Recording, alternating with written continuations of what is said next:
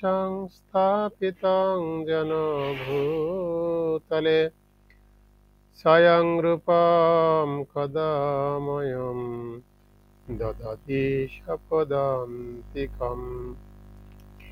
वन्देऽहं श्रीगुरो श्रीयुतपदकमलं श्रीगुरून् वैष्णवंश श्रीरूपं साग्रजातं सहगणरघुनाथान्वितं तं सजीवं साद्वैतं सावधूतं परिजनसहितं कृष्णचैतन्यदेवं श्रीराधाकृष्णपदानक सहगण ललिता श्रीविशाखान्वितांश्च नमोऽयं विष्णुपादाय कृष्णप्रेष्ठाय भूतले श्रीमते जयपताका स्वामिनिति नामिने।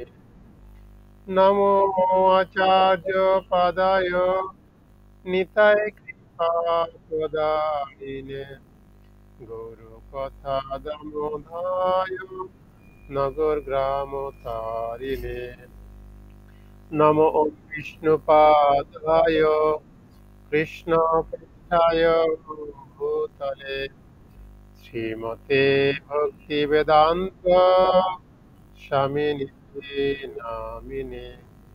नमस्ते सरस्वती देवे गौरवाणी प्रचारिणे निर्विशेष शून्यवादी पाश्चात्य देशतारिणे नित्यानंद नमस्तुभ्यं प्रेमानंद प्रदायिने कुलकुल्मषनाशाय जन्मपतये नमः। नमो महावदन्याय कृष्णप्रेमप्रदायते कृष्णाय कृष्णचैतन्य नाम्ने गौरतिष्ये नमः।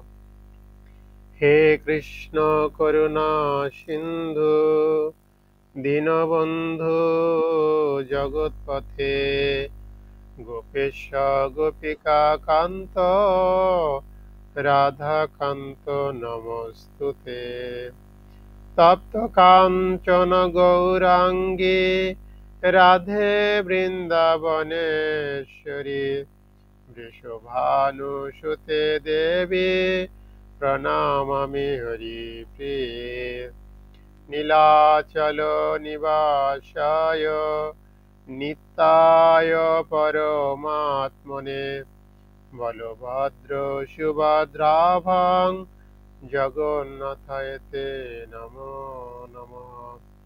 पञ्चतत्त्वात्मकं कृष्णं भक्तरूपस्वरूपकं भक्तयवतरं भक्ताक्षं नमामि भक्तशक्तिकम्। जय श्रीकृष्ण चैतन्य प्रभु नित्यानंद श्री अद्वैत गदाधर शिवासादि गौरभक्तवृन्द। हरे कृष्णा कृष्णा कृष्णा हरे हरे हरे राम राम राम हरे हरे। हरे कृष्णा कृष्णा कृष्णा हरे हरे हरे राम राम राम हरे हरे। ओम नमो भगवते वासुदेवाय ओम नमो भगवते वासुदेवाय ओम नमो भगवते वासुदेवाय। गुरुवे गौरचन्द्राय राधिकाय तदालये कृष्णाय कृष्णभक्ताय तद्भक्ताय नमो नमः। हरे कृष्ण। तो শুধু ভক্ত সুজন যারা এই অনলাইন গীতা ক্লাসে আজকে অংশগ্রহণ করেছেন সবাইকে জানাই কৃষ্ণবীতির শুভেচ্ছা। তো আজকে আমাদের গীতা জয়ন্তী উপলক্ষে ক্লাস, সবাই আমাকে আশীর্বাদ করবেন যাতে আমি আপনাদের কাছে তুলে ধরতে পারি অ্যাকচুয়ালি গীতাটা আমাদের জীবনে কতটা গুরুত্বপূর্ণ। তো প্রথমে আমরা ভাগবতমের একটি শ্লোক সকলে মিলে অধ্যয়ন করে শ্রবণ করে তারপরে আমরা ধীরে ধীরে আমরা গীতার মাহাত্ম্যে যাব। সবাই কৃপা করে বলতে পারেন, সবার মাইক্রোফোনকে আনমিউট করা থেকে। অহিংসা সত্যম স্তয়ম যাদবর্থ পরিগ্রহ ব্রহ্মচর্যম তপঃ শৌচম সাধ্যায় পুরুষা অর্চনম। অহিংসা সত্যম স্তয়ম যাদবর্থ পরিগ্রহ ব্রহ্মচর্যম তপ শৌচম সাধ্যায় পুরুষার্চনম। ভাগবতের তৃতীয় স্কন্ধ 28 অধ্যায়ে 4 নম্বর শ্লোক আমরা পাঠ করলাম। তো এই শ্লোকের অনুবাদ আমরা করব। শিল প্রভুপাদ সুন্দর করে ব্যাখ্যা করেছেন। এখানে বলা হয়েছে মানুষের উচিত অহিংসা এবং সততা অনুশীলন করা। আমাদের মাতাজি তিনি বলছিলেন যে আমাদের ধর্মে কেন প্রতিবাদ করতে বা ওদের মতন এরকম আচরণ করতে শেখায় না, যখন ভাগবতমে কি বলছে আপনার মনের যে ব্যক্ত সেটা এখানে দেখেন সমাধান দেওয়া হয়েছে। অনুবাদে বলছেন মানুষের উচিত অহিংসা এবং সততা অনুশীলন করা, চৌর্য বৃত্তি থেকে বিরত থাকা এবং জীবন ধারণের জন্য যতটুকু প্রয়োজন ততটুকুই সংগ্রহ করা। তার উচিত ব্রহ্মচর্য পালন করা, তপস্যা অনুষ্ঠান করা, পরিষ্কার থাকা, বেদ অধ্যয়ন করা এবং পরমেশ্বর ভগবানের আরাধনা করা। বুঝতে পারছেন কত সুন্দর একদম নিট এন্ড ক্লিন ভাবে ভাগবতমে আমাদের কি করা উচিত সে সম্পর্কে দিক নির্দেশনা দিয়েছেন। এই দিক নির্দেশনা যদি আমরা না জানি তাহলে আমাদের জীবনে আমরা কত ভুল করি। দেখুন, এই জন্য বলছে এই শাস্ত্র জ্ঞান আমাদের জন্য অপরিহার্য। যদি আমাদের এই শাস্ত্র জ্ঞান না থাকে তাহলে আমরা কত দিক দিয়ে যে অপরাধ করি, আমরা কত পাপ করি সেটা আমরা পরিমাপ করতে পারবো না, বা সেই পাপের কোনো পরিকাঠামো আমরা আয়ত্ত করতে পারবো না। বুঝতে পারছেন? আমি আরেকবার বলছি, দেখুন কি বলছে, মানুষের উচিত অহিংসা এবং সততা অনুশীলন করা। এবার এই অহিংসা এবং সততা কে অনুশীলন করবে? যিনি মানুষ। এবার যিনি মানুষ না তিনি কি করে করবেন? এবং যারা যারা হিংসা করে তারা কি সত্যিকারের মানুষ?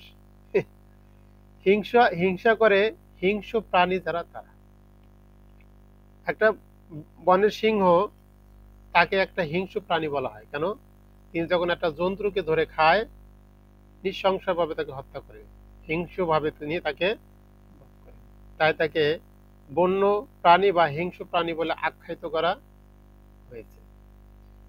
তো আমরা যেহেতু ভগবানের কৃপায় এই মনুষ্য শরীর পেয়েছি বা মনুষ্যত্ব লাভ করার সুযোগ পেয়েছি, তাই আমাদের উচিত অহিংসা এবং সততা অনুশীলন করা। আমাদের কারো প্রতি হিংসা করা উচিত না, আর অবশ্যই আমাদের সততা অনুশীলন করা উচিত। সত্যের পথে থেকে আমাদের সন্ধান করা উচিত। আরেকটা বলছে এখানে চৌর্য বৃত্তি থেকে বিরত থাকা। চৌর্য বৃত্তি বলতে এখানে বোঝানো হয়েছে, এই শ্লোকের অর্থ বা অনুবাদ তাৎপর্য প্রবাদ বর্ণনা করছেন। চৌর্য বৃত্তি বলছে কাকে? কাকে এখানে চৌর্য বৃত্তি বলা হয়েছে? বলছে যার অনেক ধন সম্পদ রয়েছেন কিন্তু তিনি সে ধন সম্পদ কাউকে দান বা বিতরণ করেন না। তিনি কোনো ব্যক্তিকে সেই সম্পদ বা ধন দান করেন না বা তিনি ভগবানের মন্দিরে ভগবানের সেবার্থে তিনি কোনো কিছু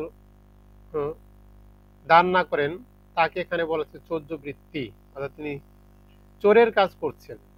কেননা চোরে অন্যের ধন লুণ্ঠন করে তিনি সংরক্ষণ করেন, তিনি কাউকে দেন না। অর্থাৎ আমরা যদি ভগবানকে কোনো কিছু না দেই বা আমরা যদি কোনো কিছু কাউকে দান না করি, তাহলে আমরা ঠিক সেম সেই চৌর্যবৃত্তি অবলম্বন করছি। তাই বলা হয়েছে এখানে আমাদের অবশ্যই দান করা উচিত। আর কি বলছে এখানে বলছে চৌর্যবৃত্তি থেকে বিরত থাকা উচিত, অর্থাৎ অবশ্যই আমাদের দান করা উচিত। জীবন ধারণের জন্য যতটুকু প্রয়োজন ততটুকুই সংরক্ষণ করা উচিত।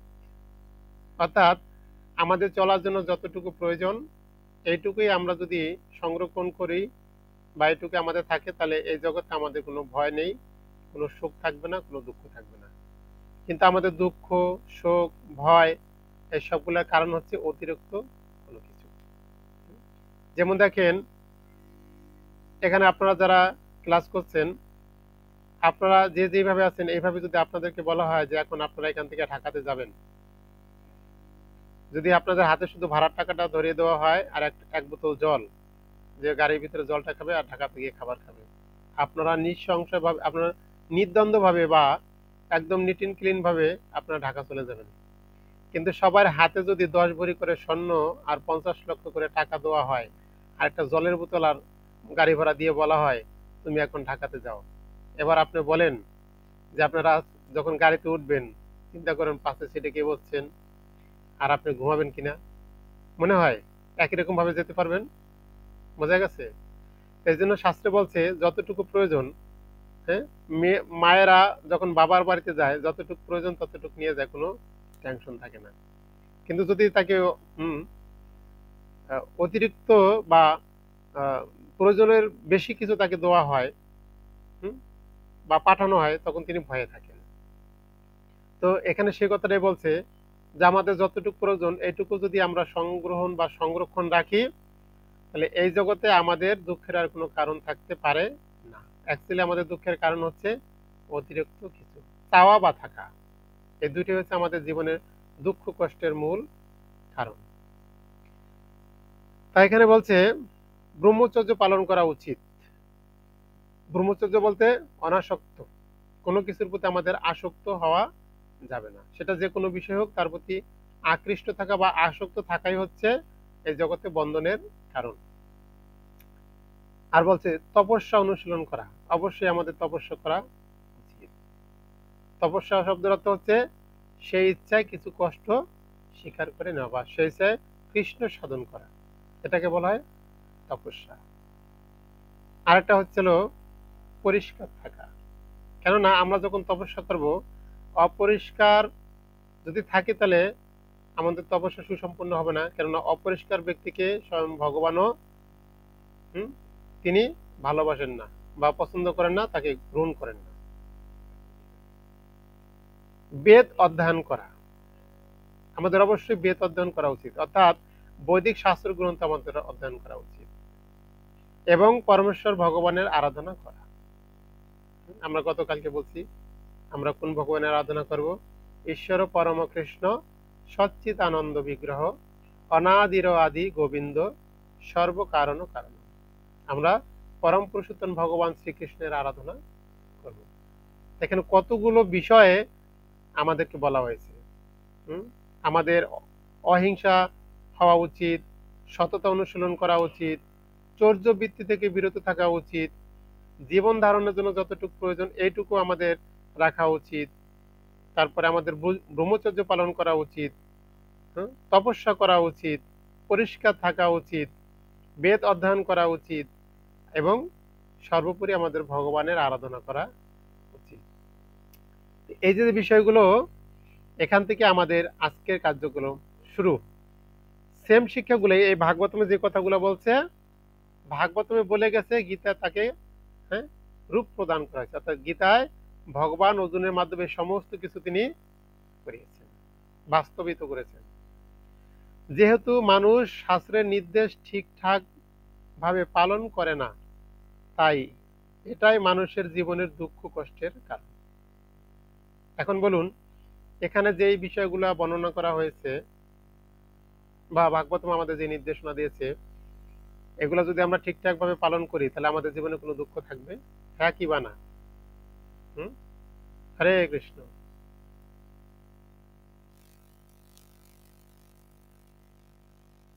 হুম। তাহলে যদি আমরা ঠিকঠাক ভাবে পালন না করি তবেই আমাদের অসুবিধা।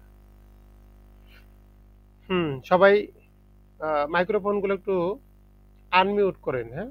আমি কিছু জিজ্ঞাসা করবো, আপনাদের আজকে কিছু বলতে হবে। আজকে আপনাদের সাথে সরাসরি আমার কথা, হ্যাঁ?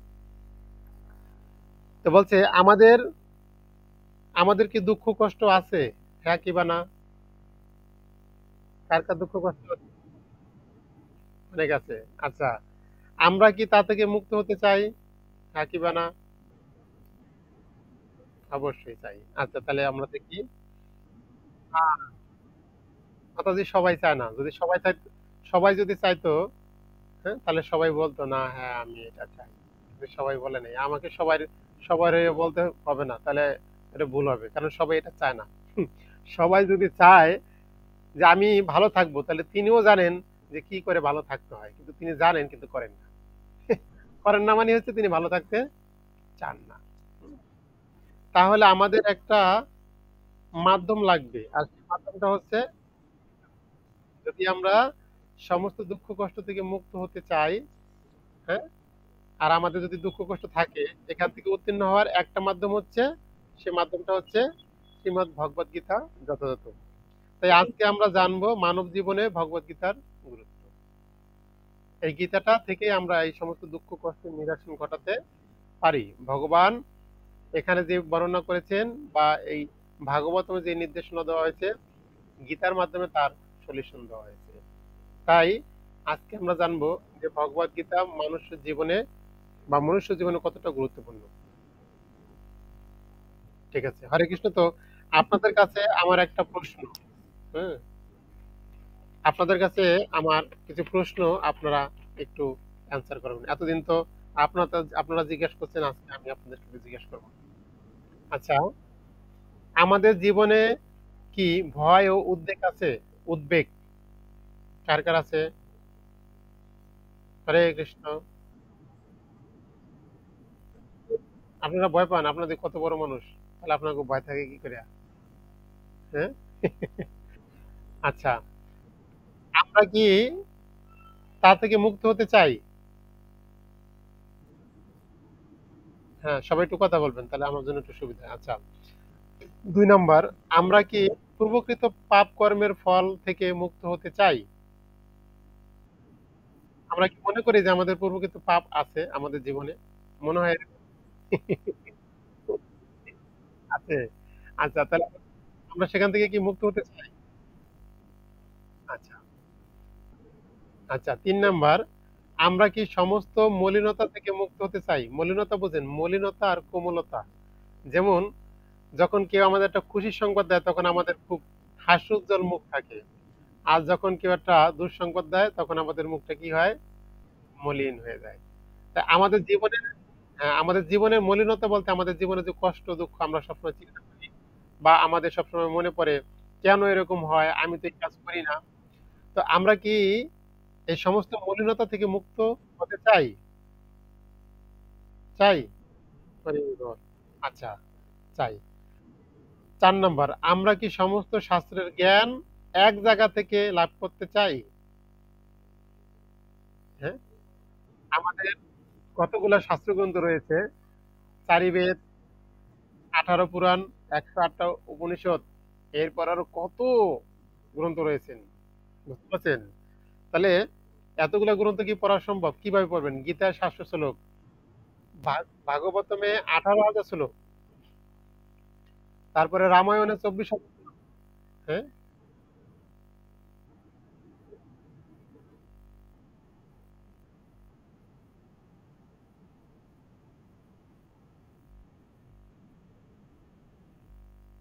আচ্ছা, সেটাই আমরা দেখছি যে আমরা কি করে এতগুলো শাস্ত্র পড়বো। ভাগবতমে 18,000 শ্লোক, রামায়ণে 24,000 শ্লোক, মহাভারতে 1,00,000 শ্লোক, তাহলে আমরা কতগুলো শাস্ত্র পড়বো? তা আমাদের জন্য কি সুবিধা হয় না, আমরা যদি সমস্ত শাস্ত্রের জ্ঞান এক জায়গা থেকে পাই, মিনি বাজার যেখানে সবকিছু পাওয়া যায়, এটা কি আমরা লাভ করতে চাই? হ্যাঁ, কি সঞ্জিত বলবো? বা ভগবত ভক্তির বিকাশ ঘটাতে চাই, আমরা সারা জীবন যত তপস্যা করছি বা ভগবানকে ভক্তি করছি, সে ভক্তি যে বিকাশ ঘটবে, এটা কি আমরা চাই? আরে চাই। আচ্ছা, 5 নম্বর, আমরা কি মুক্তি লাভ করতে চাই? কে কে মুক্তি লাভ করতে, সবাই শিওর? আচ্ছা, ঠিক আছে। আচ্ছা, এরপর হচ্ছে মুক্তি লাভ করলাম, 6 নম্বর আছে, আমরা কি অমৃত পান করতে চাই? অমৃত বুঝেন তো, যে অমৃতের জন্য দেবতারা আর অসুরেরা যুদ্ধ হয়েছিল, ভগবান এই মোহিনী রূপ ধারণ করছিল অমৃত, বোঝা গেছে? যে অমৃত পান করছিল দেবতারা, আর সেই অমৃতের ভিতর যে বিষটা ছিল সেটা খেয়েছিলেন ভোলানাথ, নীলকণ্ঠ। তাহলে আমরা কি সে অমৃত পান করতে চাই? হরে কৃষ্ণ। আচ্ছা, আচ্ছা, 7 নম্বর হচ্ছে, আমরা কি চাই যে আমাদের একটাই শাস্ত্র হোক, একজনই ভগবান হোক, একটাই ধর্ম হোক, বা একটাই বৃত্তি হোক, এটা কি আমরা চাই? নাকি আমরা চাই, আমরা কি চাই আমরা কি চাই, আমরা কি অনেকগুলো শাস্ত্র চাই না একটা শাস্ত্র চাই?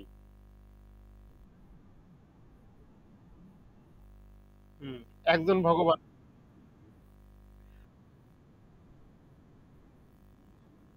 আচ্ছা, আচ্ছা, ওকে, ধন্যবাদ আপনাদেরকে। আমরা যেহেতু এগুলো চাই, তো এখন আমরা এত সুন্দর একটি শাস্ত্র গ্রন্থ শ্রীমদ্ ভগবদ গীতা, তার কত মহিমা আমরা এত সময় শ্রবণ করলাম, বোঝা গেছে? আর এই সমস্ত কিছু আমরা গীতা থেকে লাভ করব। তো এত মহিমান্বিত এই গীতা শাস্ত্র যদি কেউ কোনো ভক্তকে দান করে, তাহলে সেই দানের কি ফল রয়েছে, আমরা এখন তা শ্রবণ করব, এবং আমরা আরো সেই দানের ফল লাভ করার জন্য আমরাও দান করব। তো এখন এতক্ষণ যে আমরা গীতার যে পর্যালোচনা শুনলাম, বা এই যে বিষয়টা আমরা জানবো, কিভাবে মুক্তি লাভ করা যায়, এগুলো আমরা কোথা থেকে পাবো, এখন আমরা সেগুলা জানবো।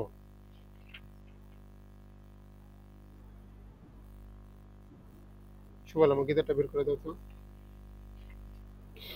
সবার কাছে গীতা আছে? সবার সবার কি সবার গীতা মাহাত্ম্য গুলা বের করেন, একদম পিছনে দেখেন মাহাত্ম্য আছে। আমাদের সব সমস্যার সমাধান মাহাত্ম্যের ভিতরে দেওয়া আছে আজকে।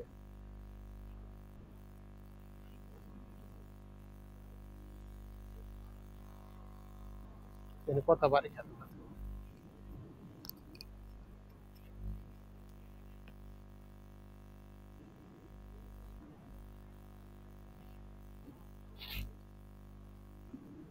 সবাই বের করছেন? দূরে যেতে পারে নিয়ে। হুম? হ্যাঁ, কাছে থাকলে সাউন্ড না পারে। হরে কৃষ্ণ।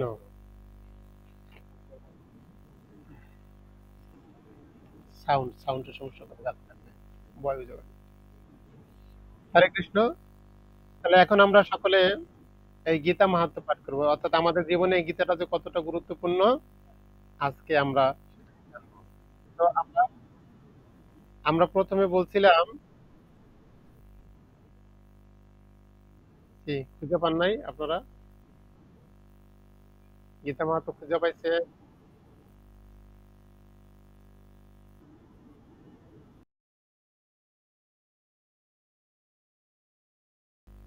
লাস্টের পেজে যান, ওখানেই আপনারা পাবেন গীতা মাহাত্ম্য।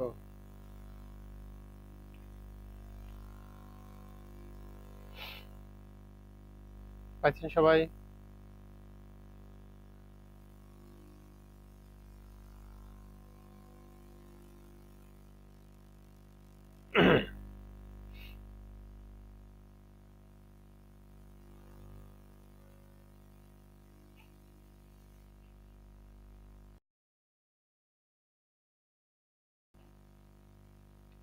সবাই পাইছেন খুঁজে? হরিবল। হুম, হুম, সবাই আনমিউট করে পড়তে পারেন, সমস্যা নেই। গীতা মাহাত্ম্য ১।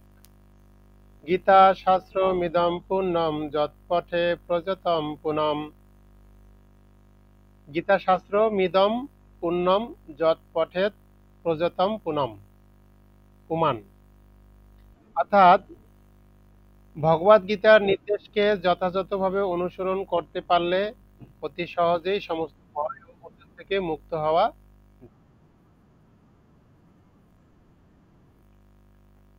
বিসর্গ থাকলে হ উচ্চারণ হয়। অনস্বরে ম, জহ, পুণ্যম। ঠিক আছে, তাহলে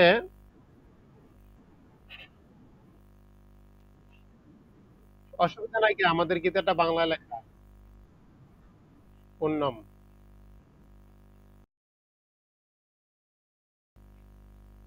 হরে কৃষ্ণ। তাহলে এখানে বলছে অনুবাদে যে ভগবদ গীতার নির্দেশকে যথাযথভাবে অনুসরণ করতে পারলে অতি সহজেই সমস্ত ভয় ও উদ্বেগ থেকে মুক্ত হওয়া যায়। তাহলে আমরা প্রথম আমাদের কি ছিল, আমরা কি সমস্ত ভয় ও উদ্বেগ থেকে মুক্ত হতে চাই? দেখুন, ভয় থেকে মুক্ত হওয়ার জন্য আমরা কি ব্যবহার করি? রাত্রে যখন আমরা ভয় পাই তখন আমরা লাইট বা আলো ব্যবহার করি। বোঝা গেছে? কিন্তু যদি কেউ এই গীতার নির্দেশকে যথাযথভাবে অনুশীলন করেন, বলছে তাকে যদি আপনি রাতের অন্ধকারে বসাইয়া না, যদি ভূতের বাড়িতে বসায় রাখেন, তিনি কখনোই ভয় পাবেন না। আর অতি সহজেই সমস্ত ভয় ও উদ্বেগ থেকে, উদ্বেগ বলতে কি বুঝি আমরা? যে অন্য কেউ আমাকে পীড়া দিচ্ছেন, দুঃখ দিচ্ছেন, কষ্ট দিচ্ছেন, ডিস্টার্ব করছেন, উত্ত্যক্ত করছেন, উদ্বেগ। তো এই সমস্ত উদ্বেগ, যে অনেক বিশেষ প্রাণী যেমন মশা আমাদের রাত্রে আমাদের কামড়ায়, হুম, মাছিতে কামড়ায়, বিড়ালে ডিস্টার্ব করে, কুকুরে ডিস্টার্ব করে, দৈবক্রমে ডিস্টার্ব হয়, বৃষ্টি হয়, গরম লাগে, অতিরিক্ত শীত পড়ে, এই সমস্ত হুম, ভয় ও উদ্বেগ থেকে মুক্ত হওয়া যায়। কিভাবে মুক্ত হতে পারি? না, এই গীতার নির্দেশকে যদি আমরা যথাযথভাবে অনুসরণ করি। বোঝা গেছে? আজকে আমরা দেখব এখানে এত কিছু বর্ণনা করা আছে, সারা গীতার ভিতরে যা বর্ণনা করা আছে তার সার বস্তু হয়েছিল এই মাহাত্ম্য। আমরা সংক্ষেপে সেটা আজকে জানবো। এই জন্য আমাদের এই মনুষ্য জীবনে গীতার গুরুত্ব কতটা, এটা আজকে এখানে বর্ণনা হবে, বা এই মাহাত্ম্যের ভিতরে সেটা বর্ণনা করা হয়েছে। মুক্ত হওয়া যায়। এই জীবনে ভয় ও শোকাদি বর্জিত হয়ে পরবর্তী জীবনে চিন্ময় স্বরূপ অর্জন করা যায়। অর্থাৎ যদি আমরা গীতার নির্দেশকে যথাযথভাবে অনুসরণ করি, তাহলে এই জীবনেই আমাদের যত ভয় আছে, শোক, আমাদের জীবনে প্রত্যেকের জীবনেই কিছু না কিছু শোক রয়েছেন। আমাদের পিতামাতা, আত্মীয় স্বজন, পূর্বপুরুষগণেরা অনেক গত হয়েছে, বা বিভিন্ন প্রকার শোক আমাদের জীবন রয়েছেন। সেই সমস্ত শোকাদি বর্জিত হয়ে পরবর্তী জীবনে চিন্ময় স্বরূপ অর্জন করা যায়। অর্থাৎ মৃত্যুর পরে চিন্ময়ত্ব লাভ করা যায়। চিন্ময়ত্ব লাভ কোথায় হয়? না, ভগবানের কাছে ফিরে গেলে। হরি বল। গীতা মাহাত্ম্য ১। তাহলে আমরা এখানে বুঝলাম কত সুন্দর যে গীতার নির্দেশকে যদি কেউ যথাযথভাবে অনুসরণ করে। কে করেছিলেন? হ্যাঁ, এই গীতার নির্দেশকে, হ্যাঁ, অর্জুন তিনি যথাযথভাবে অনুসরণ করেছিলেন। আর তার ফলে ভগবান তাকে কি বলেছিলেন? হে অর্জুন, তুমি যদি এই যুদ্ধে তোমার মৃত্যু হয় তাহলে তুমি স্বর্গ পাবে, আর যদি জয় লাভ করো তাহলে সারা পৃথিবীকে তুমি ভোগ করবে। বোঝা গেছে কত সুন্দর? গীতার নির্দেশকে অনুসরণ করার ফলে তার দুটো দিকেই সদ্গতি, মল্ল সদ্গতি, বেঁচে থাকলেও সদ্গতি। আচ্ছা, ২ নম্বর সবাই। গীতাধ্যায়ন শীলস্য প্রাণাময় পরস্য চ নৈব সন্তি পাপানি পূর্বজন্ম কৃতানি চ। গীতাধ্যায়নশীলস্য প্রাণাময় পরস্য চ নৈব সন্তি পাপানি পূর্বজন্ম কৃতানি চ। হ্যাঁ, আমরা ২ নম্বর বলছিলাম, আমরা কি পূর্বকৃত পাপ কর্মের ফল থেকে মুক্ত হতে চাই? যারা পূর্বজন্মের পাপের ফল থেকে মুক্ত হতে চায় তাদের জন্য এখানে বলা আছে, কেউ যদি আন্তরিকভাবে এবং অত্যন্ত গুরুত্ব সহকারে ভগবদ গীতা পাঠ করে দেখুন কত গুরুত্বপূর্ণ কথা।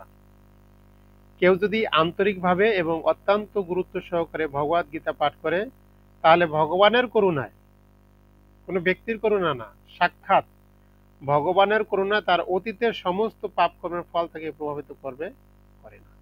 হরি বল।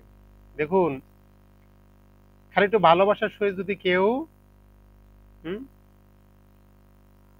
এই গীতাটাকে একটু পাঠ করে বা অধ্যয়ন করে, গীতাটাকে অধ্যয়ন করার ফলে হ্যাঁ, আমাদের কতটা কৃপা হয়, কি হয়।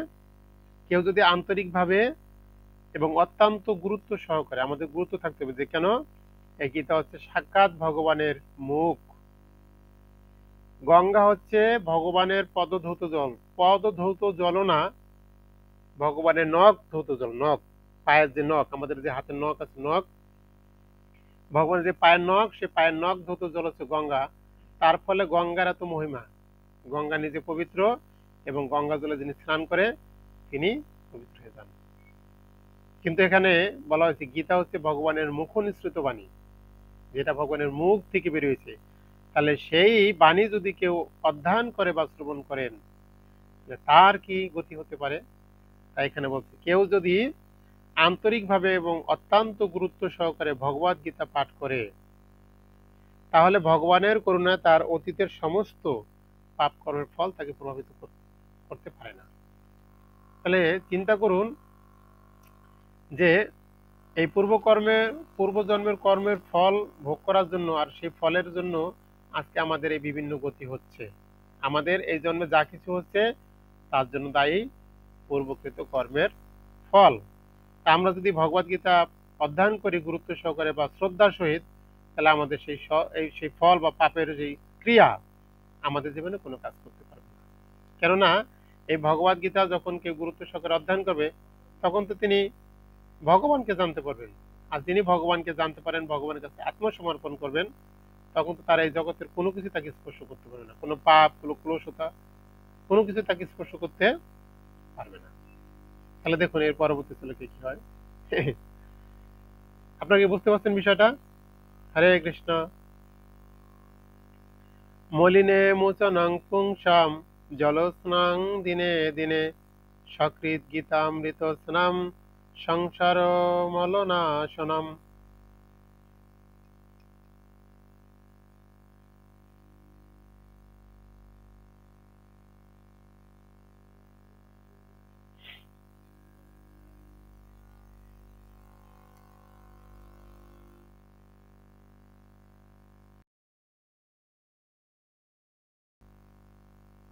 হরে কৃষ্ণ।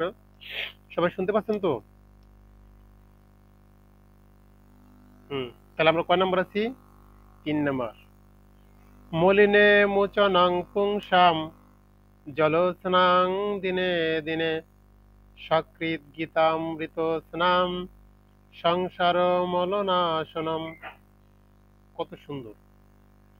প্রতিদিন জলে স্নান করে মানুষ নিজেকে পরিচ্ছন্ন করতে পারে, কিন্তু কেউ যদি ভগবদ গীতার গঙ্গা জলে একটি বারও স্নান করে, তাহলে তার জড় জীবনের মলিনতা একেবারেই বিনষ্ট হয়ে যায়। তাহলে মানে আমরা এখানে দেখছিলাম যে আমরা কি সমস্ত মলিনতা থেকে মুক্ত হতে চাই? আমাদের জীবনে যত মলিনতা আছে, সেই সমস্ত মলিনতা কি হবে? যেমন আমাদের গায়ে কোনো ময়লা বা দুর্গন্ধ কোনো কিছু থাকলে গঙ্গা জলে স্নান করলে বা জলে স্নান করার সাথে সাথে সেটা বিধৌত হয়ে যায়। তাই এখানে বলছে যে আমাদের জীবনে যদি কোনো মলিনতা থাকে, সে মলিনতা কিভাবে যাবে? না, যদি কেউ প্রতিদিন জলে স্নান করে মানুষ নিজেকে পরিচ্ছন্ন করতে পারে, পরিষ্কার পরিচ্ছন্ন করে। কিন্তু কেউ যদি ভগবদ গীতার গঙ্গা জলে একটিবার স্নান করে, যদি কেউ একবার এই গীতাটাকে অধ্যয়ন করে, হুম তাহলে তার জড়জীবনের মলিনতা একেবারেই বিনষ্ট হয়ে যায়। হরি বল। তাহলে চিন্তা করুন যে আমরা যদি এই আমাদের জড়জীবনের মলিনতা থেকে মুক্ত হতে চাই, তাহলে আমাদের অন্তত একবার হলে এই গীতাটাকে অধ্যয়ন করতে হবে। আর জীবনে যদি কেউ হুম, শ্রদ্ধা ভক্তির সহিত একবার এই গীতা অধ্যয়ন করে তার সারা জীবনের মলিনতা একবার গীতা অধ্যয়নের দ্বারাই বিনষ্ট হয়ে যাবে।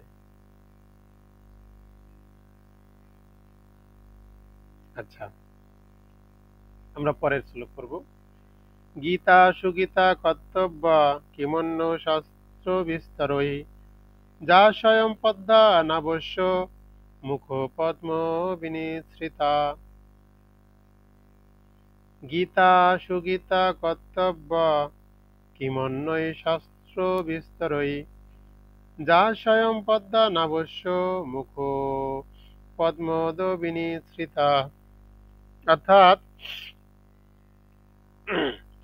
যেহেতু ভগবদ গীতার বাণী স্বয়ং পরম পুরুষোত্তম ভগবানের মুখ নিঃসৃত বাণী, এই ভগবদ গীতার বাণী হচ্ছে ভগবানের মুখ নিঃসৃত বাণী, অর্থাৎ ভগবানের মুখ থেকে বেরিয়েছে।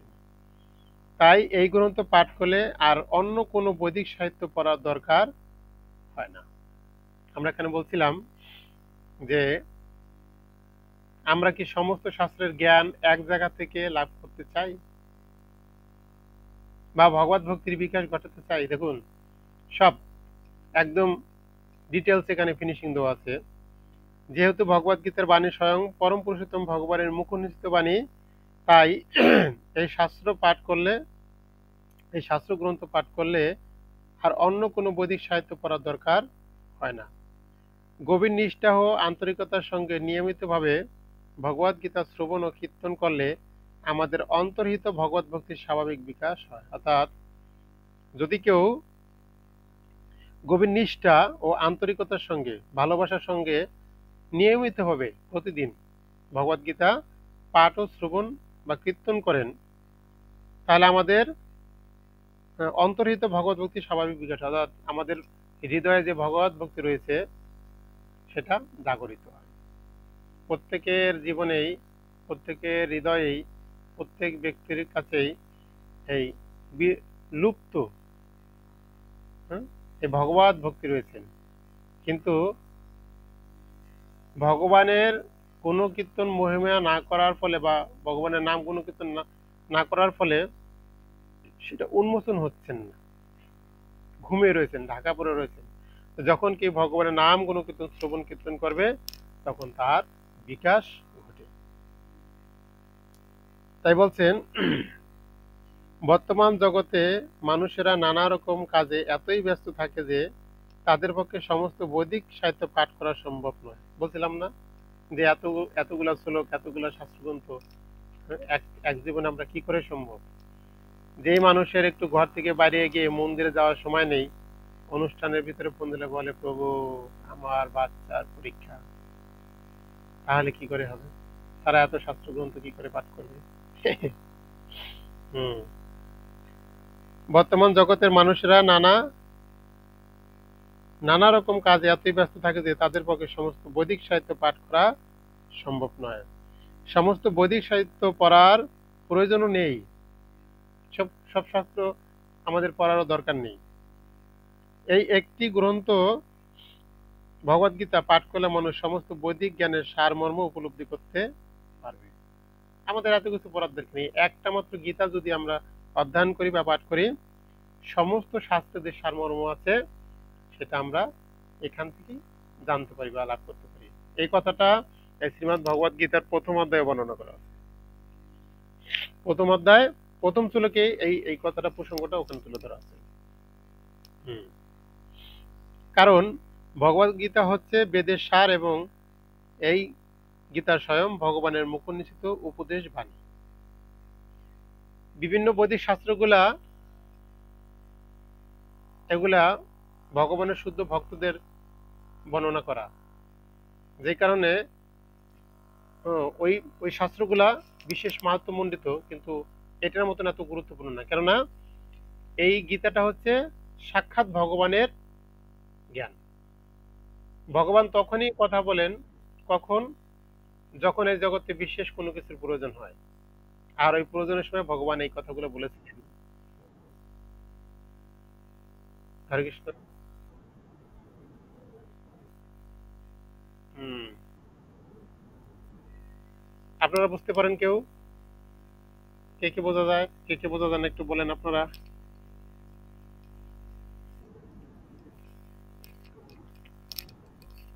আমার এখান তো নেট মোটামুটি ফ্রেশ। শিবানী, আমার কথা বোঝা যায়? আমার বাঁচতে আছে। আচ্ছা দাঁড়ান, আমি দেখছি এটাকে কি করা যায়।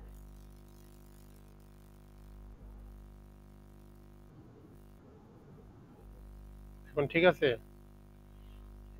দুইটা কানেক্ট করা, ওয়াইফাই কানেক্ট করা আছে, আবার আমার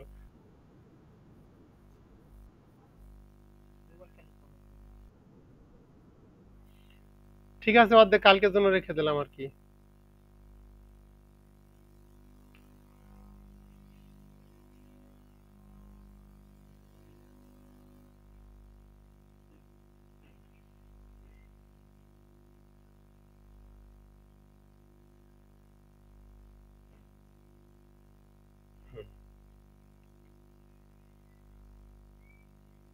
হরে কৃষ্ণ। এখন কি শোনা যায়? এখন শোনা যায়? শোনা যায়? ক্লিয়ার? ঠিক আছে, এখন মোবাইল কানেক্ট করলাম, এত সুন্দর ওয়াইফাই এটা কানেক্ট করছি, এটা যদি ডিস্টার্ব করে দিলে তো আমার কিছু করার নাই। আচ্ছা যাই হোক, তো বলছে এই গীতাটা এত গুরুত্বপূর্ণ কারণ হচ্ছে যে এই গীতার জ্ঞান ভগবান স্বয়ং তিনি প্রদান করেছেন, যার ফলে গীতাটা এতটাই গুরুত্বপূর্ণ। তো যাই হোক, এরপরে আমরা দেখেছিলাম 5 নম্বরে বলা ছিল আমরা কি মুক্তি লাভ করতে চাই। এই যতগুলা যতগুলা কিছু আমরা এখানে জানছি সবগুলো গীতা থেকে আমরা লাভ করতে পারবো। হ্যাঁ, মুক্তি লাভ করতেছে, তাহলে এখানে বলছে ভারত অমৃত সর্বস্বম বিষ্ণু বক্রদ বিনিসৃতম গীতা গঙ্গা পুনর্জন্ম নবিদ্যতে। ভারতমৃত সর্বসাম বিষ্ণু বক্রোত্তর বিনিশ্চিতম। হরে কৃষ্ণ। অনুমাতাজি, আপনারা একটু আনমিউট করে রাখেন।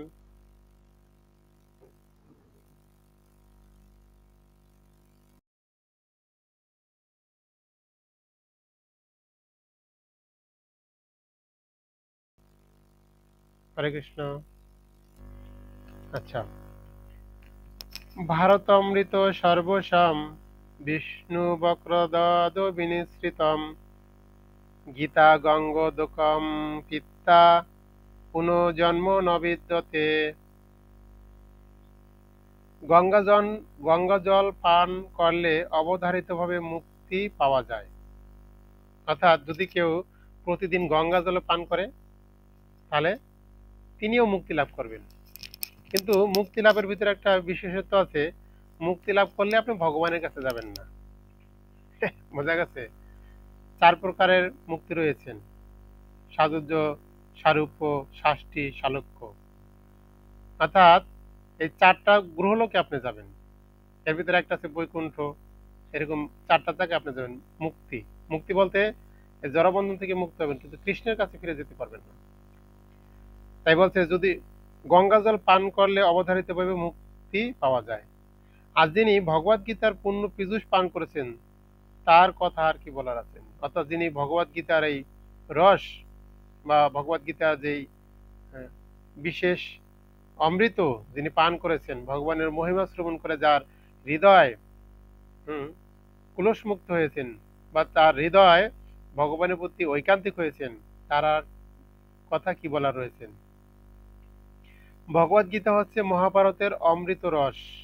অর্থাৎ মহাভারত অধ্যয়ন করে আমরা যা কিছু রস আস্বাদন করব, সেই রসটা হচ্ছে ভগবত গীতা,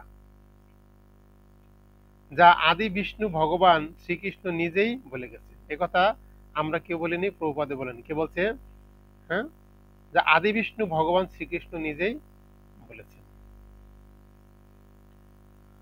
ভগবত গীতা পরম পুরুষোত্তম ভগবান শ্রীকৃষ্ণের মুখ নিঃসৃত, আর গঙ্গা ভগবানের চরণ পদ্ম থেকে উদ্ভূত বলে উল্লেখ করা হয়েছে।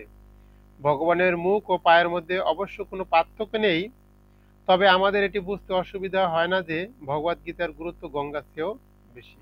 কি আপনাদের কোনো সন্দেহ আছে এই বিষয়ে? হুম?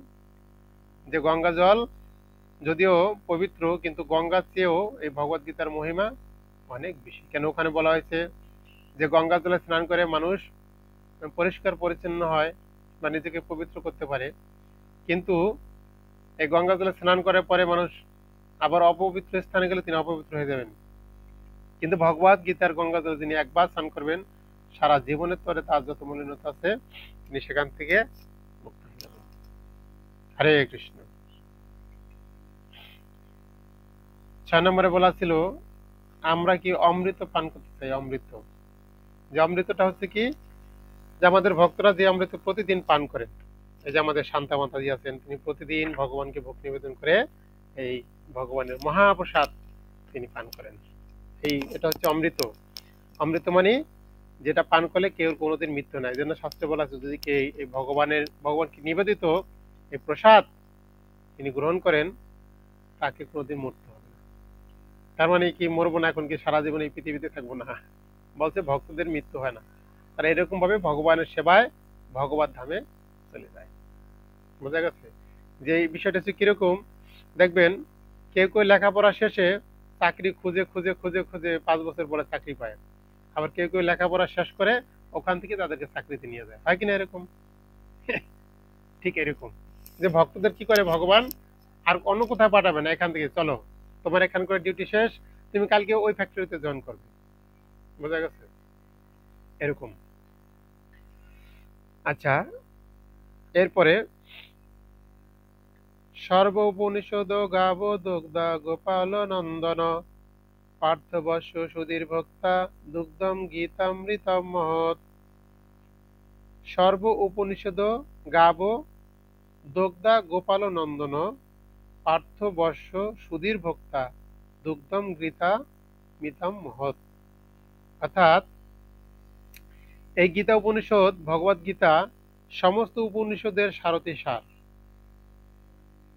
এবং তা ঠিক একটি গাভীর মতো, এবং রাখাল বালক রূপে প্রসিদ্ধ ভগবান শ্রীকৃষ্ণ এই গাভীকে দহন করেছেন।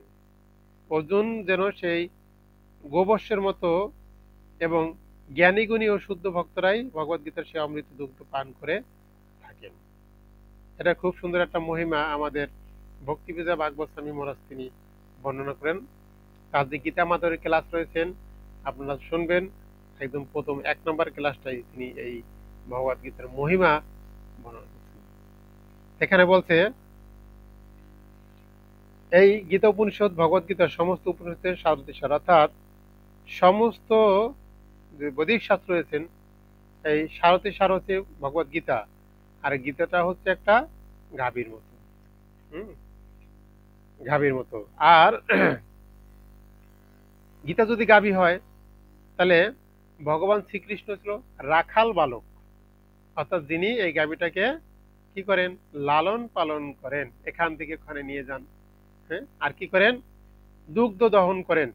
হুম, তাহলে গাভী যে দুগ্ধ দিবে তাহলে তার তো একটা বাছুর থাকতে হবে না, বাছুরটাকে সেই গোবর্ষটা হচ্ছে, হ্যাঁ, অর্জুন।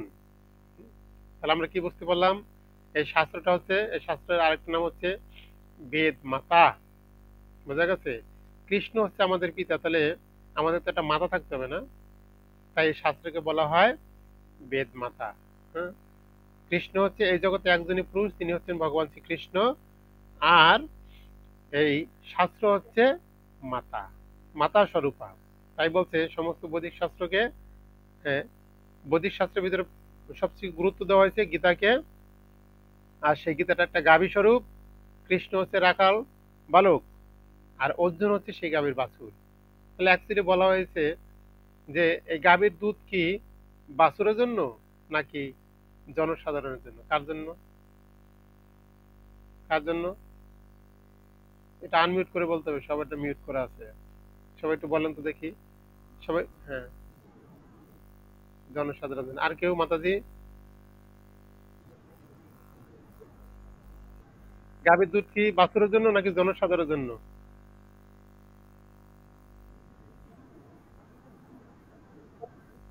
বাছুরের জন্য। আরে ভক্ত বাড়ি ছাড়াও তো গাবি আছে, যে ওরা ভক্ত পাইবো কই, ভক্তরে খাওয়াইবো।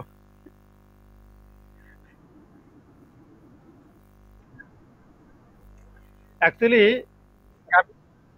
গাভীর দুধটা হচ্ছে বাছুরের জন্য না, জনসাধারণের। যদিও বলা হয়েছে বাছুর না থাকলে গাভীর দুধ আসে না, কেননা এই গাভীর দুধটা হচ্ছে জনসাধারণ। তাই এখানে বর্ণনা করা হয়েছে এই ভগবত গীতার জ্ঞানটা হচ্ছে অর্জুনের জন্য না, অর্জুনকে উপলক্ষ করে ভগবান এই জ্ঞানটা আমাদের প্রদান করে। বোঝা গেছে? কেননা এই এই যে যে জ্ঞান ভগবান দিচ্ছেন, অর্থাৎ যদিও অর্জুন ছাড়া এই জ্ঞান আসতো না, কিন্তু এই জ্ঞানটা অর্জুনের জন্য না, জ্ঞানটা কাদের জন্য? আমাদের জন্য। আমাদের জন্য। যদি বলছে বাছুর না থাকলে গাভীর দুধ আসবে না, কিন্তু দুধটা গাভীর জন্য, বাছুরের জন্য না। কাদের জন্য? এই যে এখানে বলছেন যে সে অমৃতময় দুধ পান করে থাকেন কারা? জ্ঞানী গুণী। আপনারা আপনাদের মতন সেই জ্ঞানী গুণী ভক্ত, শুদ্ধ ভক্তরাই সে ভগবত গীতার অমৃতময় দুধ পান করে থাকেন। তাহলে দেখুন এই ভগবত গীতার কি মহিমা, আমাদের জীবনে এটা কতটা গুরুত্বপূর্ণ। সেজন্য বলছে আমাদের প্রতিদিন এই ভগবত গীতা অধ্যয়ন করা উচিত। অধ্যয়ন। আচ্ছা, এর পরবর্তীতে আমরা যাবো যে আমরা অনেক কিছু চাইছিলাম, একটা শাস্ত্র, একটা ভগবান, চাইছি না এখানে। আচ্ছা, সবাই একম শাস্ত্রম দেবকী পুত্র গীতম, एको देवो देवकी पुत्र एव, एको মন্ত্র তস্য নমামি জানি, কর্মপেক্ষম তস্য দেবস্য সেবা। কি বলছে? একম শাস্ত্রম দেবকী পুত্র গীতম, एको দেব দেবকী পুত্র এব, एको মন্ত্র তস্য নমানি জানি, কর্মপেক্ষম তস্য দেবস্য সেবা। কত সুন্দর একটা বিষয়। বলছে বর্তমান জগতের মানুষ, বর্তমান জগতের মানুষ, হুম, বর্তমান জগতের মানুষ আকুল ভাবে আকাঙ্ক্ষা করছে একটি শাস্ত্রের। কেন? প্রাণ অল্প আয়ুষ সভ্য ফলস্মিন যোগে জনা মন্দ সুমন্দ মতায়া, মন্দ ভাগ্য উপদ্রতা। কলিযুগের মানুষ স্বল্প আয়ু সম্পন্ন, স্বল্প বুদ্ধি, মন্দ ভাগা, হুম, হতভাগা, মন্তভাগা না। বোঝা গেছে তো? কলিযুগের মানুষের আয়ু হচ্ছে কম। তাই বলছে যে আকুল ভাবে বর্তমান জগতের মানুষ আকুল ভাবে আকাঙ্ক্ষা করছে একটি শাস্ত্রের। কেন?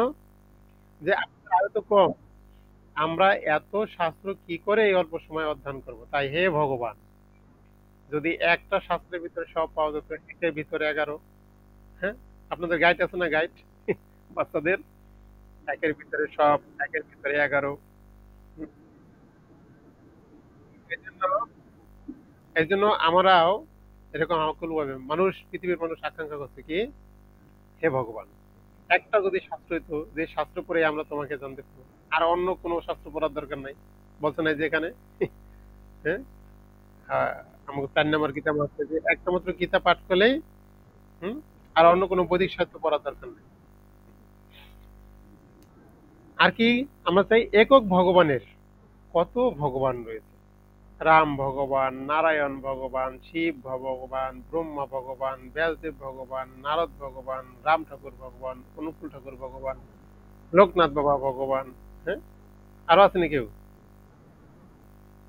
এত কোন দিকে যাবো আমরা, আর কোন ভগবানের আরাধনা করলে যে কোথায় যাবো বুঝতে পারতেছি না। বোঝা গেছে? ভগবত আমি তো যাইতে পারবো না, পরে আগে মন্দিরে নিয়ে কইবো আমার মন্দিরে সেবা কর। যে ভগবানে আরাধনা করুম কৃষ্ণরে ছাড়া কি কইবো, যে আমার মন্দিরে পূজারি কর্ম আছে, তাহলে আমার মন্দিরে থাকতে দাও তোমরা। বোঝা গেছে? ভগবত নামে যাওয়ার দরকার নেই। এই জন্য মানুষ আকুল ভাবে প্রার্থনা করছে একক ভগবানের, এবং একটি ধর্মের। কত ধর্ম, মনের ধর্ম, চোখের ধর্ম, কানের ধর্ম, মুখের ধর্ম, দেহের ধর্ম, হ্যাঁ, বাড়ির ধর্ম, বাইরের ধর্ম, আত্মীয় স্বজনের ধর্ম, ব্যবসার ধর্ম, চাকরি বাকরির ধর্ম, পোলাপানের ধর্ম, সংসার ধর্ম, কত ধর্ম রয়েছে। হে ভগবান, এই এত ধর্ম, ধর্ম ধর্ম করতে করতে বা ধর্মের নাম করতে করতে জীবন শেষ, তুমি একটা ধর্ম দাও। হম, একটা মাত্র ধর্ম। একটি ধর্মের এবং একটি বৃত্তি। বৃত্তি বলতে একটাই যেন চেতনা থাকে, আমাদের একটাই মনোভাব থাকে।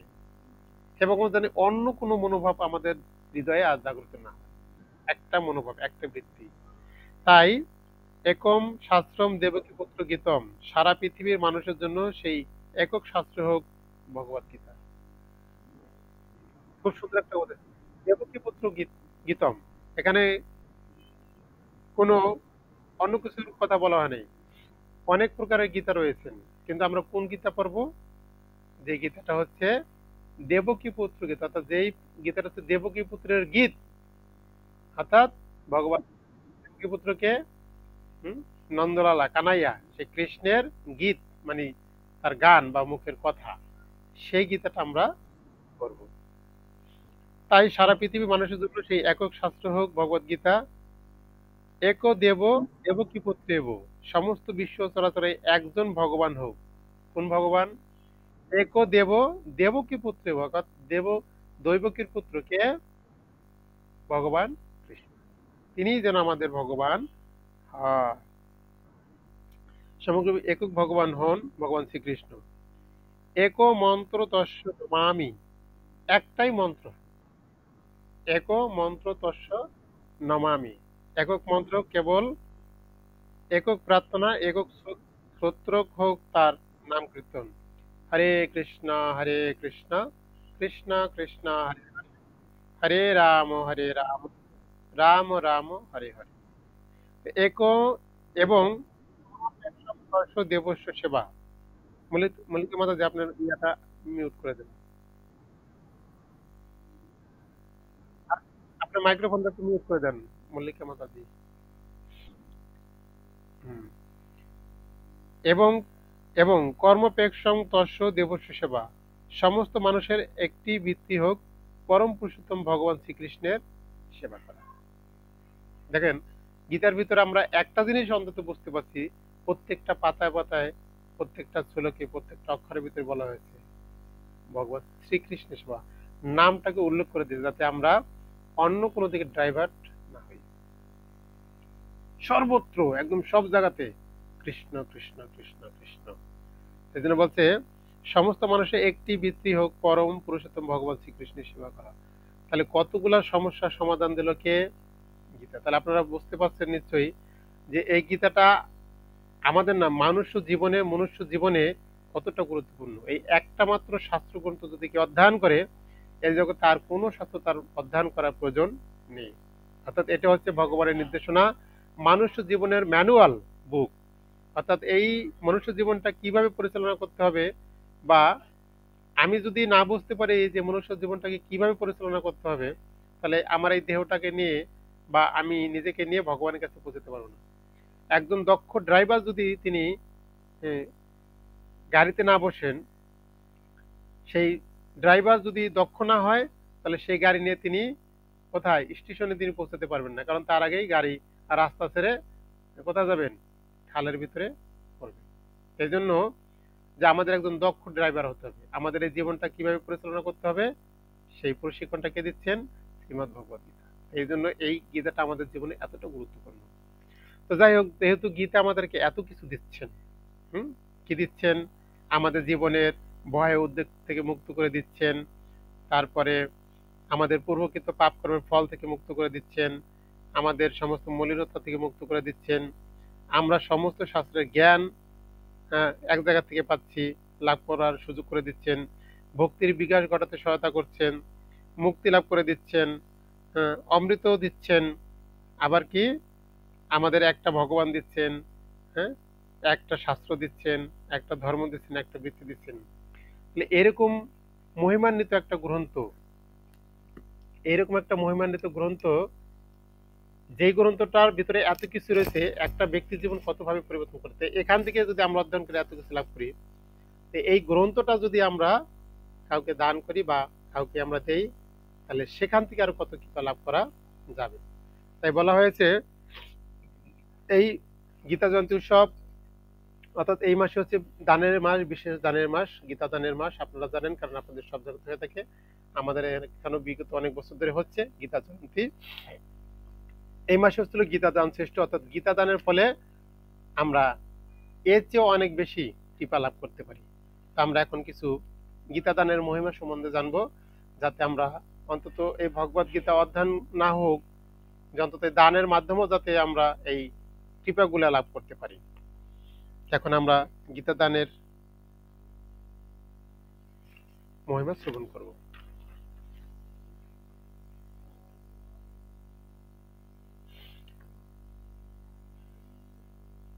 সর্বেষামেব দানানাম ব্রহ্মদানম বিশিষ্যতে বার্জন্য গোমহি বাস্থিল্য কাঞ্চন অর্পিষাম। সর্বেষামেব দানানাম ব্রহ্মদানম বিশিষ্যতে বার্জন্য গোমহি বাস্থিল্য কাঞ্চন অর্পিষাম। অর্থাৎ বলা হয়েছে যত ধরনের দান এই পৃথিবীতে আছে, যত ধরনের দান, আর দানে শ্রেষ্ঠত্ব কে ছিলেন? কর্ণ। দানের শ্রেষ্ঠত্ব কে ছিলেন? বলি মহারাজ। দান, এদের দান পৃথিবীতে কত না মহিমান্বিত। এরা দান করে এই পৃথিবীতে যশ লাভ করেছেন।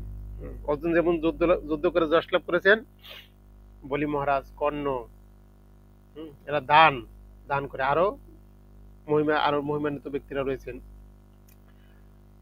যেমন যুধিষ্ঠির মহারাজ, তিনি প্রচুর পরিমাণ দান করতেন। যত ধরনের দান এই পৃথিবীতে আছে, যেমন জলদান কবে হয়? বৈশাখ মাসে। কি দান করি আমরা? কি দান সঞ্জিত প্রভু? জলদান। শিবের মাথায় জলে যারা দেওয়া হয়, অশ্বত্থ বৃক্ষে, তুলসী গাছে কি দেওয়া হয়? জলদান। পথিককে জলদান করা হয়। পথিক, কেউ হেঁটে যাচ্ছে, তাকে একটু জল খান।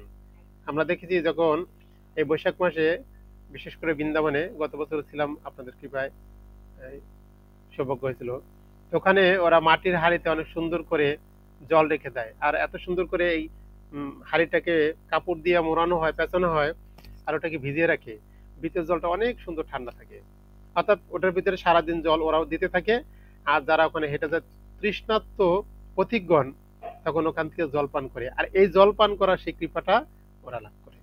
দানের শ্রেষ্ঠ ওই মাসে, বৈশাখ মাসের শ্রেষ্ঠ দান হচ্ছে জলদান। তো বলছে এই পৃথিবীতে যত ধরনের দান এই পৃথিবীতে আছে, যেমন জলদান, এরপর হচ্ছিল অন্নদান। হ্যাঁ, আমরা আদর্শ লিপিতে বলছি না, কি বলছিলাম? দরিদ্রকে কি করো?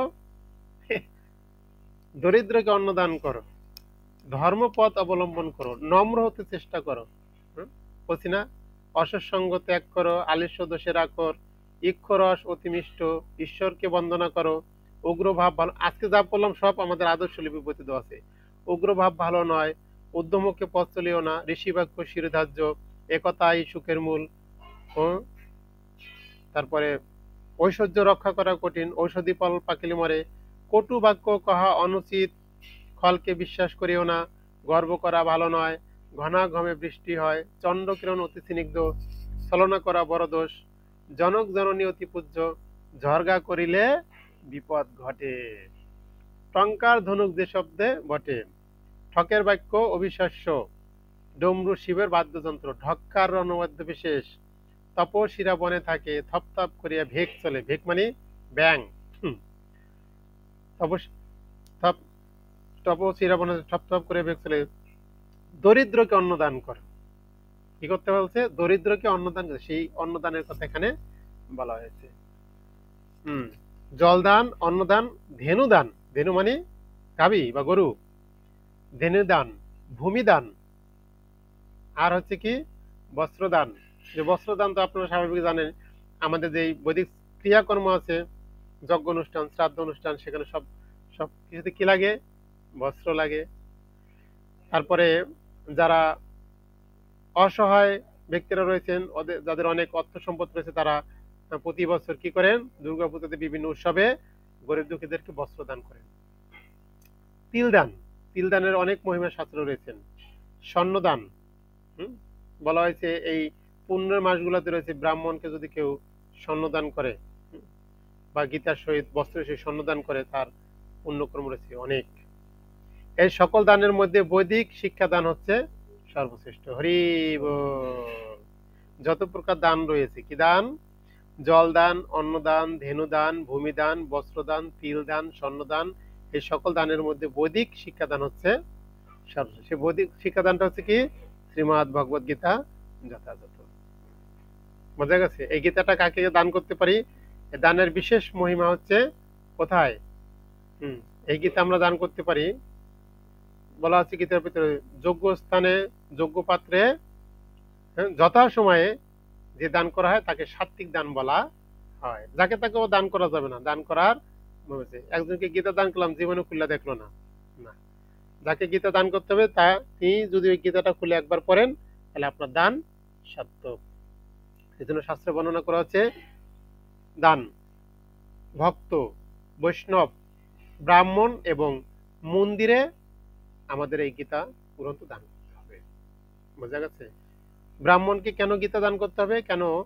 ব্রাহ্মণকে গীতা দান করলে তিনি কি করবেন? গীতাটাকে অধ্যয়ন করবেন। কারণ ব্রাহ্মণের কাজ হচ্ছে যজন যাজন পঠন পাঠন, তিনি পাঠ করবেন এবং শোনাবেন, দান প্রতিদান, এবং যদি তার বেশি থাকে, অতিরিক্ত থাকে, তিনি সেগুলোকে প্রতিদান করে দেন, ভক্তদের মাঝে বিতরণ করে দেন, যাতে ওরা এটা পড়ে উপকৃত হয় বা পরমার্থিক এই তত্ত্ববিজ্ঞান তারা লাভ করতে পারে। এজন্য শাস্ত্রে বলছে ভক্ত, বৈষ্ণব, ব্রাহ্মণ অথবা মন্দিরে আমাদের দান করা উচিত। আর এই দানের মহিমা এই যে আমরা পরপর এখন জানি। তাহলে এখানে পেলাম যে সর্বশ্রেষ্ঠ দান হচ্ছে কি দান? বৈদিক শিক্ষা দান। অর্থাৎ আমরা যদি গীতা দান করি, এটা ছিল বৈদিক শিক্ষা, যেটা জগৎকে কি করতে পারে? শিক্ষা দান করার মাধ্যমে জগতের সমস্ত নিরহ ব্যক্তিদেরকে তিনি মুক্তি দিতে পারেন। গীতা দান প্রভাবেন সপ্তকল্প মিতাম সমহ বিষ্ণুলোকম ব্যাপান্তে বিষ্ণুনা সহ মোদতে। গীতা দান প্রভাবেন সপ্তকল্প মিতাৎ সমহ বিষ্ণুলোকম ব্যাপান্তে বিষ্ণুনা সহ মোদতে। অর্থাৎ গীতা দান প্রভাবে সপ্তকল্পকাল 3024 কোটি বছর যাবৎ বিষ্ণুলোকে স্থান লাভ করে জীব পরমানন্দে বিষ্ণুর সঙ্গে বাস করেন। হরি বল। আগেরটা বলছে মনুসংহিতায়, আর এটা বলছে বৈষ্ণব তন্ত্রসার। কি বলছেন? যদি কেউ গীতা দান করেন মন্দিরে ব্রাহ্মণদের এবং শুদ্ধ ভক্তদের, তাহলে তিনি কি কি ফল লাভ করবেন? কি ফল লাভ করবেন? সে ফলটা হচ্ছে যে সপ্তকল্পকাল, সপ্ত মানে 7 কল্পকাল, অর্থাৎ 3024 কোটি বছর তিনি বিষ্ণুলোকে স্থান লাভ করবেন। হরি বল। বোঝা গেছে? তার মানে কত সুন্দর। কেউ সারা জীবন তপস্যা করে কিছু না পাইতে পারে, যদি কেউ একটা গীতা দান করেন তাহলে অন্তত তিনি এই 3024 কোটি বছর অন্তত বিষ্ণুলোকে তিনি অবস্থান করতে পারবেন। সেটা বৈষ্ণব তন্ত্র সারে উল্লেখ করা আছে। আমরা যদি মনে করি না আমাদের তপস্যা করতে অসুবিধা হয়, তাহলে আমাদের কি করতে হবে? না, দান করতে হবে। আচ্ছা, বুঝতে পারছেন আপনারা? এরপরে 3 নম্বরে, যজ্ঞদান তপকর্ম ন ত্যাজম কর্মে এব তৎ যজ্ঞদানং তপচৈব পাবনানি মনীষিণাম। যজ্ঞদান তপকর্ম ন ত্যাজম কর্য মেব তৎ যজ্ঞদানম তপচৈব পাবনানি মনীষিণাম। অর্থাৎ যজ্ঞ, দান ও তপস্যা ত্যায্য নয়, তা অবশ্যই করা উচিত। আমাদের কি করতে হবে? কি বলছে? যজ্ঞ, দান ও তপস্যা ত্যায্য নয়, এই তিনটাই আমাদের করা উচিত। আমাদের যজ্ঞ করা উচিত। যজ্ঞ বলতে ভগবানকে নিয়ে যা কিছু করা হয় তাকে যজ্ঞ বলা হয়। আপনি মালা জপ করতে পারেন, ভগবানের সেবা করতে পারেন, ভগবানের জন্য রান্না করতে পারেন, হ্যাঁ, ভগবানকে ভোগ নিবেদন করতে পারেন, এই সবগুলি হচ্ছে যজ্ঞ। যজ্ঞ, দান ও তপস্যা ত্যায্য নয়, তা অবশ্যই করা উচিত। যজ্ঞ, দান ও তপস্যা মনীষীদের পর্যন্ত পবিত্র করা। অর্থাৎ এই যজ্ঞ, দান, তপস্যা যদি কেউ করে, তিনি এই জগৎকে তো করেনি, মুনি ঋষিদের পর্যন্ত এটার এত পাওয়ার, পবিত্র করেন। বুঝতে পারছেন? আচ্ছা, এরপরে বলছেন শতপুস্তক সপ্ত শতপুস্তক দানঞ্চ গীতায়া প্রকরতি যা স্বজাতি ব্রহ্ম সদনম পুনরাবৃত্তি দুর্লভম।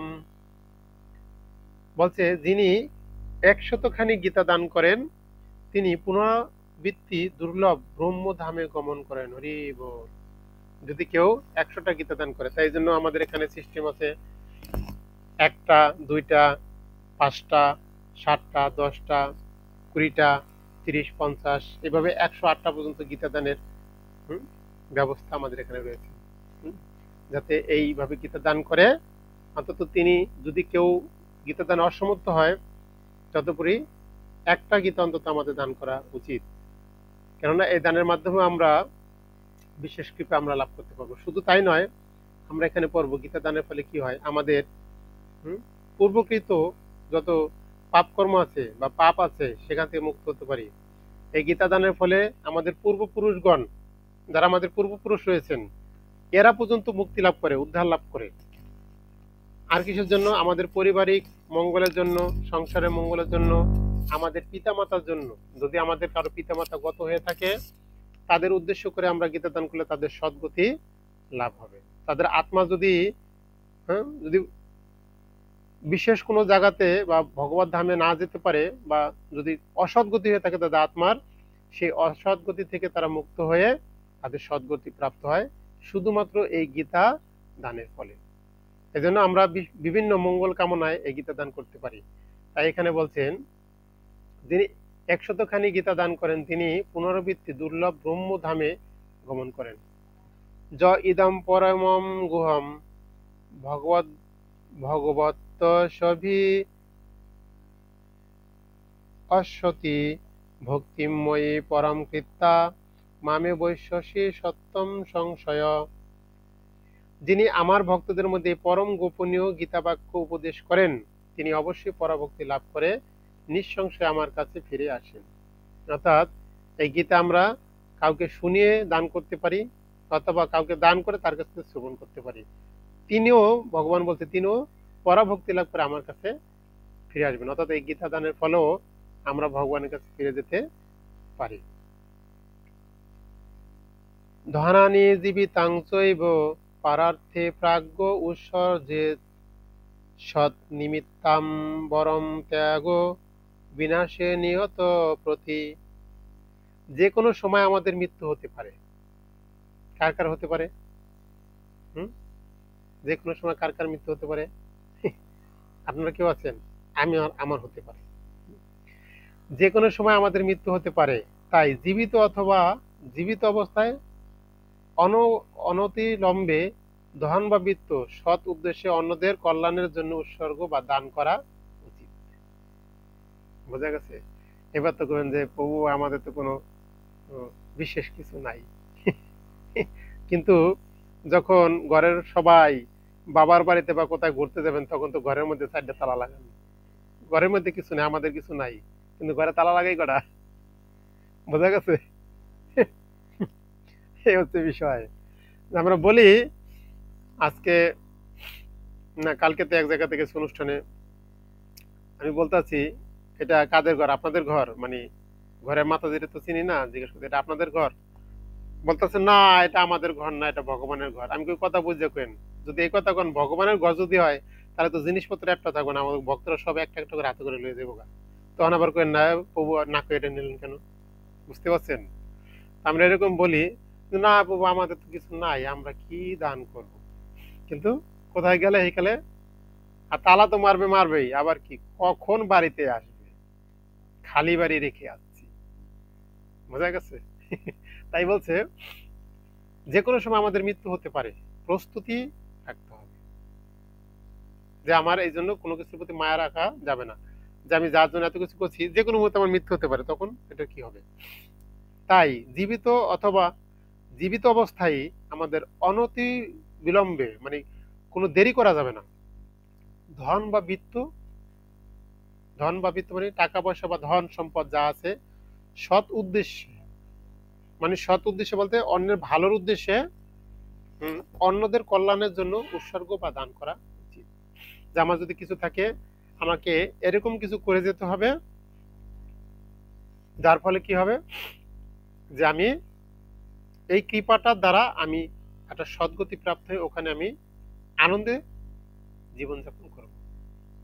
সেই জন্য বলছে, এই যে আমরা যে দান করি না, দান সম্পর্কে আরো বর্ণনা করা আছে। বলছে আমরা যদি দান না করি তাহলে কি হবে, বলা আছে এই জগতে যদি কেউ কাউকে অন্ন দান না করে, অন্ন, বোঝা গেছে, যখন কেউ এই জগৎ থেকে ছেড়ে যাবেন, যদি তার গতি স্বর্গে হয়, তখন তাকে অন্ন খেতে দেওয়া হবে না, তাকে চাল খেতে দেওয়া হবে, চাল। বর্ণনা করা আছে। কেন? এখানে আমরা যা কিছু দিয়ে যাব সৎ উদ্দেশ্যে, আমরা এখান থেকে যখন যাব তখন সেখানে গিয়ে এটাকে আমরা লাভ করব, এটার কৃপা লাভ করবো। যেমন মানুষ স্কুল কলেজে ভার্সিটিতে লেখাপড়া করে, কিন্তু এটার কৃপাটা কোথায় তিনি লাভ করেন? কর্মক্ষেত্রে। যদি কেউ স্কুল কলেজ বা ভার্সিটিতে সুন্দর করে লেখাপড়া না করে, তবে তিনি বাড়িতে বসে ঘোড়ার ঘাস খাবেন বা গরুর ঘাস খাবেন। বোঝা গেছে?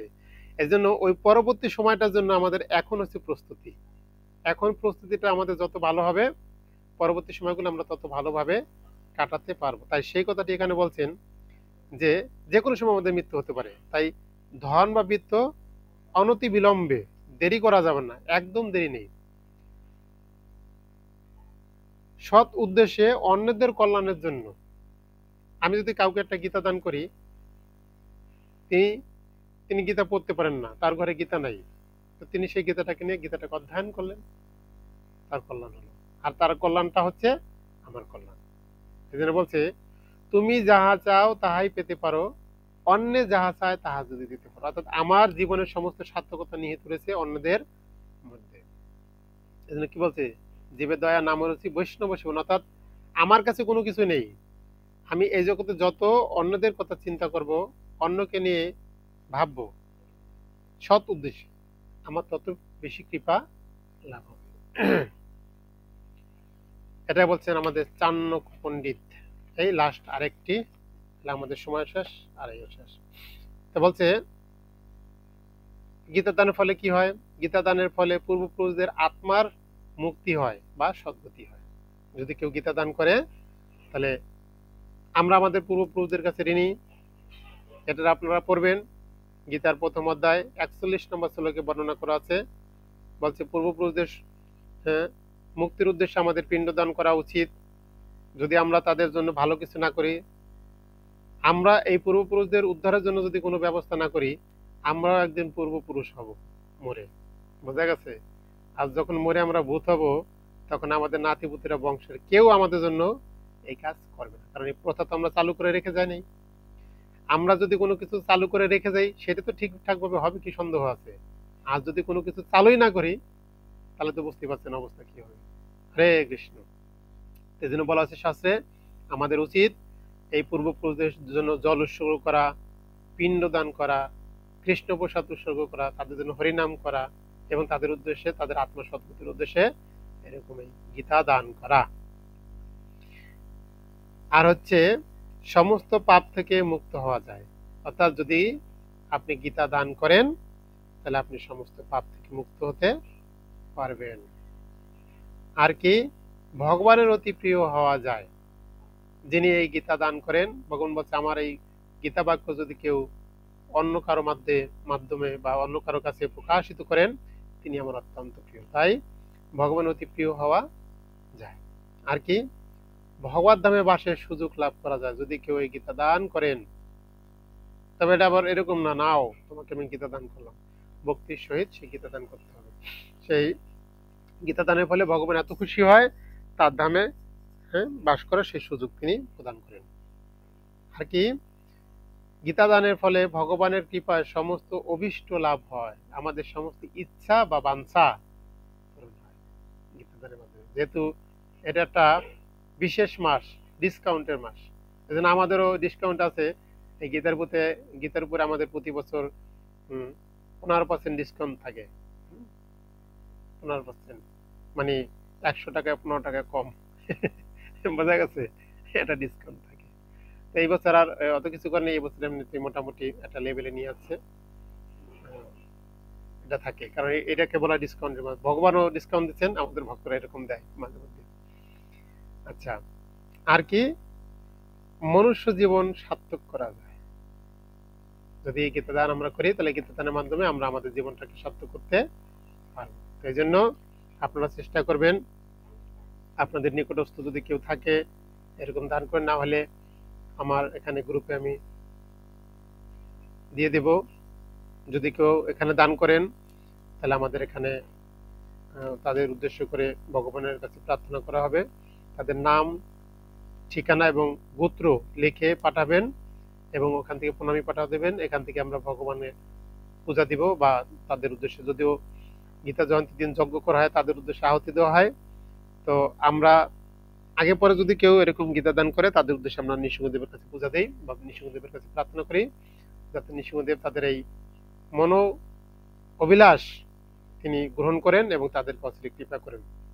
সেই জন্য আমাদের এই গ্রুপে দেওয়া হবে আমার বিকাশ নাম্বারটা আর লোকেশনটা দেওয়া হবে। আপনারা যদি কেউ এরকম দান করতে চান, বা কেউ যদি এরকম থাকে দান করার জন্য মন্দিরে বা ভক্তদের, ব্রাহ্মণদেরকে, বৈষ্ণবদেরকে দান করেন, তাহলে ওখানে প্রণামী পাঠিয়ে নাম, ঠিকানা আর গোত্র লিখে দেবেন। আমরা সেটা ভগবানের কাছে পৌঁছে দেওয়ার চেষ্টা করব। তো এই ছিল আজকের বিশেষ ক্লাস গীতা মহিমা। জানি না আপনাদের কাছে কেমন লাগছে। যদি ভালো লাগে তাহলে অবশ্যই এটাকে অন্যের কাছে শেয়ার করুন, যাতে অন্য উপকৃত হয়। তো আজকে এই আলোচনার উপর যদি কারো কোনো প্রশ্ন বা মন্তব্য থাকে, আপনারা কৃপা করে বলতে পারেন। হরে কৃষ্ণ। কারো কোনো প্রশ্ন বা জিজ্ঞাসা?